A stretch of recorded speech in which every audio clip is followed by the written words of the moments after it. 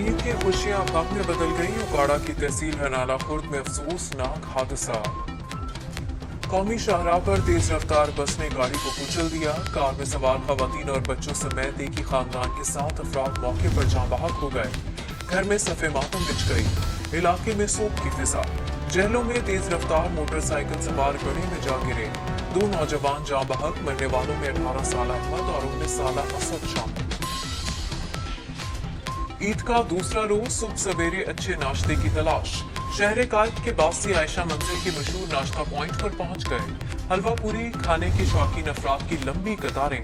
पहलवानों के शहर गुजरांवाला के शहरी रिवायती तगड़े नाश्ते से लुत्फानंदोज। नाग चने, बॉम्ब पाए और हलवा पूरी की दुकानों पर रश लग गया।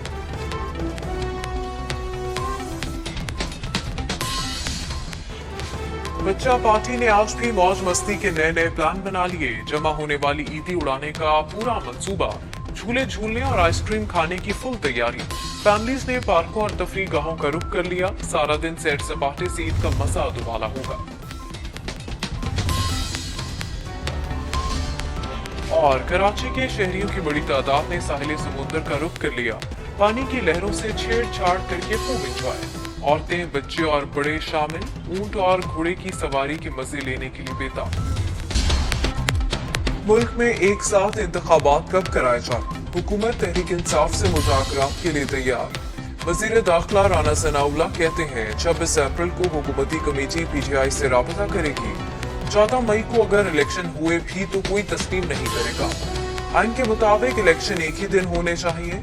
इमरान खान का रवैया मुल्क को किसी बड़े बहरान से दोचार कर देगा।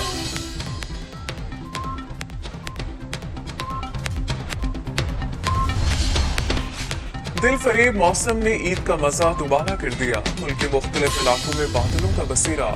लाहौर में बूंदाबांदी ने मौसम खुशगवार बना दिया। शहर इक़्तिदार में भी बादल बरसे। ठंडी हवाओं ने शहरियों के मजे करा। वज़ीर ख़ारजा बिलावल भुट्टो से ईरानी हम मनसब का राबता। ईरानी हम मनसब ने ईद की मुबारकबाद